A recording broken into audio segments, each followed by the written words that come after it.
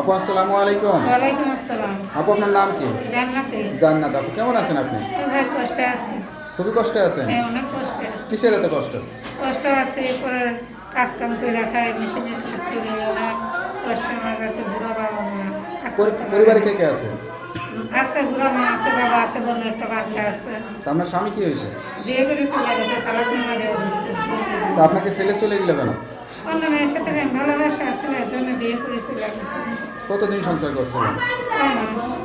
কয় মাস? 6 মাস। মাত্র 6 মাস। এর ভিতরে বিয়ে শাদী করেন নাই? না না।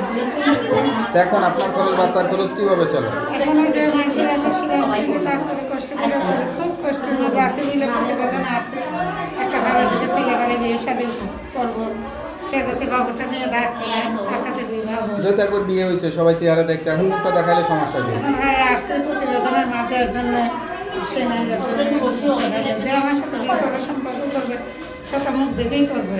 আচ্ছা আচ্ছা। তারও যদি বাচ্চা কাচ্চা থাকে তাও করবেন? সমস্যা নেই, আচ্ছা তার আচ্ছা। বউ না বাচ্চা কাচ্চা আছে, একজন দুজন, সমস্যা নেই। আচ্ছা আচ্ছা। এখন বয়স কত চলে আপনার? আমার বয়স এখন 22 বছর।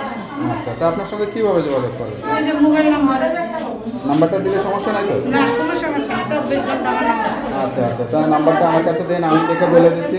তাহলে বেশ শুনলেন একটা অসহায় স্বামীহারা আপুর জীবন গল্প, সত্যিকারের কষ্টের জীবন। কেউ যদি ভালোবেসে দায়িত্ব নিতে চান বা বিয়ে শাদী করতে চান, তারা তার এই নাম্বারে যোগাযোগ করবেন। তার নাম্বারটা হচ্ছে 0177099386। নাম্বারটা খোলা থাকে তো? হ্যাঁ, সবসময় খোলা। যাক, নাম্বারটা খোলা রাখবেন আর অবশ্যই 5 ওয়াক্ত নামাজ কালাম পড়ে আল্লাহর কাছে চাইবেন, ঠিক আছে? তো ভালো থাকেন, দোয়া করি। আসসালামু আলাইকুম।